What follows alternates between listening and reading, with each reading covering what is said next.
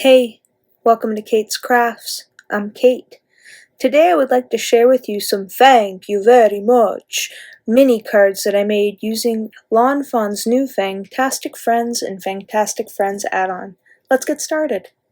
Starting off, I have already cut down a piece of Bristol Smooth cardstock, and I am stamping out all of the bats from the Fangtastic Friends and the add-on in Ink on 3 blackout ink because I will be doing a little bit of coloring. So I want to stamp out a really good image before I get into it. Next I am going to cut all these cute little batty wats out with my Sizzix Big Shot, and I will pop all these bats in my little bowl and put away the dies.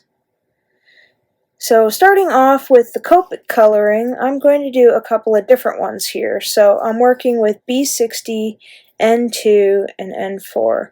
I'd seen somebody use a light purple marker first before they laid down the grays, and I kind of wanted to try it out. I wasn't sure how I felt about it, and once I got done with what I was doing, I wasn't really excited about it.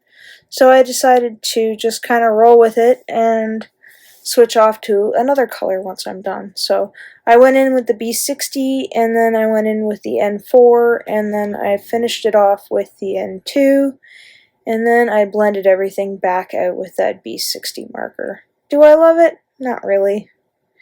Next I wanted to see what the bats would look like in the warm gray, so I've got the W5, the W3, and the W1, and I'm working in the way that I normally work. I work from dark to light.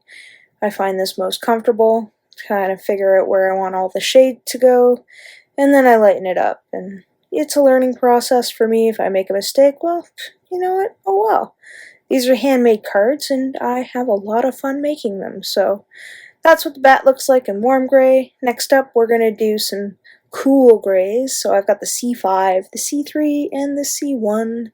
And again, I'm just going in with my darkest to lightest, coloring each of these bats. Now, when I started these cards, I knew I wanted to do the mini cards, and then I thought, well, I could do the ugly and bright sweater stamp set, but it's kind of like, I don't want to do Christmas just yet.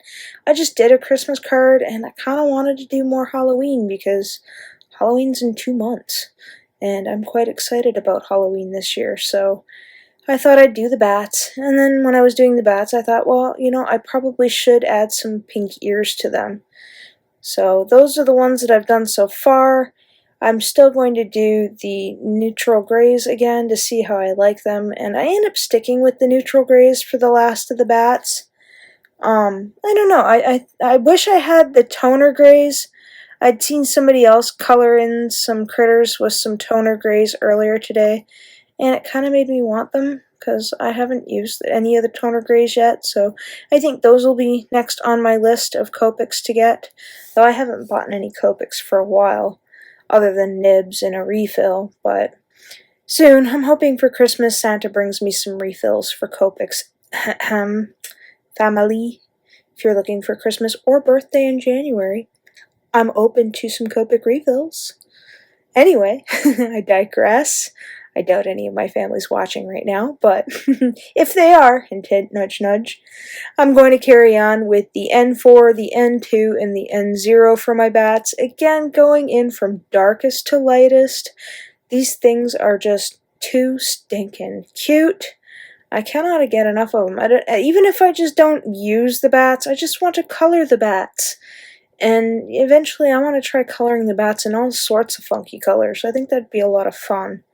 So here I'm just going in with my N2 marker, blending out the N4, and then I'll finish every guy off with some N0, and of course I'll add in the little pink cheeks and the little pink ears. And I wasn't sure about the pink ears and the pink cheeks with the R20 marker. There's another marker, it's like a rose tear. I think it's the 93 marker. Oh golly, I can't think off the top of my head, but it's more of a subtle pink than this bright pink, and I kind of wish I would have tried that one too, but you know, maybe the next time I color in the bats. They're just too stinking cute. I love them. I can't get enough of them. So once I'm done with these guys, coloring them in, I'm not going to add any Jelly Roll pen. I want to keep these cards as simple as possible.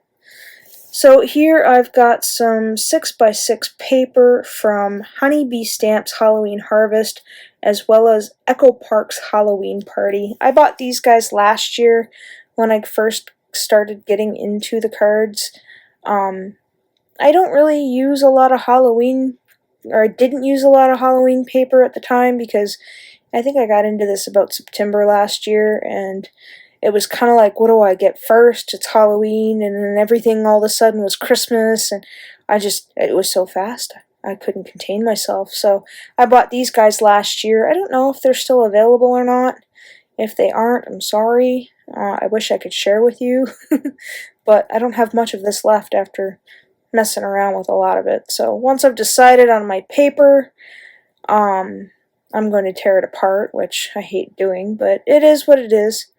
I'm going to take these guys and I'm going to cut them down to 3.5 by 2.5, and that'll be enough to cover the front of my little mini cards. So I'd taken, a while back I had made some mini cards. I believe, yeah, I do have a video on it where I made some thank you mini cards, I think it was. I'll try to remember to leave a link in the description box, but I had made a bunch of the actual card bases for these, and I believe it was 5 by 3.5 scored at 2.5, and that's how I got these little mini cards. Well, I'd had some leftovers in the bag with the envelopes and thought I would use them up. Now this guy right here, I don't have any circle dies that do not have stitching, and I was racking my brain trying to think, what do I have? And like index paper, I was flipping through all of my dies, and I came across this guy. It is the Say It Was Stamped Circle Window Etched Mini Slimline die. And I think I got this one on clearance at the Paper Crafters Workshop, and I thought the circles in the die cut out perfect in size that I needed, so it kind of worked out. So I'm taking these circle cutouts, and I'm going in with some antique linen, and for the dark color I'm going in with some fossilized amber, and just kind of tapping them on, not being too blendy. I just want to tap the color on to kind of get a variation of the color. And once I'm done all that, I am going to do a little bit of splatter. So I'm putting a little bit of water on a stamping block and just flicking it off. I don't care how big or how small the splatters are, because some of them will be covered up with bats, and I'll take a paper towel and just kind of lift up some of that water, and then I will go in with my FinTec Iridescent watercolors in the shimmery gold color. I really love this palette. I really need to get back to Beatniks to see what other palettes they have in this brand, because I love it. And they were a reasonable price, so if you're in the YQG, it's a good place to stop and shop for a small independent art store. So I'm just going on and splattering all over the place, and once I'm happy with that, I'll add a little bit more water to the block just to kind of get the last of that little gold, and I'll flick that all on there too, so waste not, want not, because that is such a sweet palette.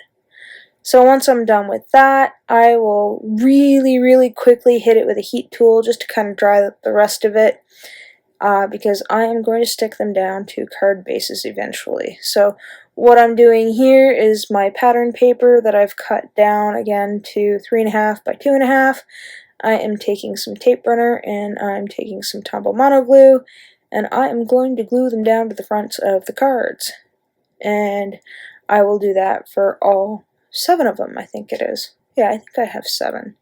Although I think I only have 6 envelopes, but I don't think these will be hard to make if I need to make envelopes for them. So once I'm done all those, and all of those are happy, I will finish off the last one here. And then once I'm done now, I'm going to end up adding on those little moons that I made with the bats. So here are all my cards. I'm just trying to figure out which ones I want to put where. And once I get the idea, I'm going to match up my bats with my little moons. Now, at first I was a little apprehensive about putting the dangly ones on without anything to anchor them to, and I thought, oh, I could anchor them to the moon, but I don't know how I feel about that. So I'm going to put it off to the side and deal with them last. So all I'm doing here is I'm taking my little moon, figuring out where I want it, where I want the bat situated, and then I will take some tape runner and some glue, and I will glue those onto my cards. And I'll add a little more tape to the back side of the bat, and then I will stick him on. And how freaking cute is that? So here I have my last two, and I think I'm just going to kind of leave them floating in midair. I thought about stamping out and coloring the little branch that comes in the set, but yeah, you know what? I didn't want to add any extra. I wanted to keep it simple. So to kind of tie off the cards, I needed a sentiment on the inside because I haven't quite figured out what I want to do with these cards yet. If I want to give them away, if I want to put them in the pile to be sold, but I thought "Thank you very much" was a very good sentiment to put in the middle of my card. oh, sorry, excuse me.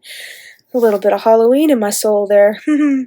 So once I'm done with all of these on stamping out my images, I am complete. And here are my finished cards. I really enjoyed pumping these guys out. I thought they were super cute, super simple, and super easy. And I think, you know, these would be nice to have on hand as just, hey, thanks, I appreciate it. Or, you know, maybe somebody else would like to have these too in their collection. So maybe I will throw them in the pile for the next market that I'm in. I don't know. What do you think? What was your favorite? I think the hanging bat ones were probably my favorite once I figured them out. There they all are here, and they're so darn cute. So if you've enjoyed today's content or found it helpful, please give this video a like. I also welcome you to subscribe, as I post weekly. Here's another video I think you might enjoy. Thanks for hanging out with me. Take care.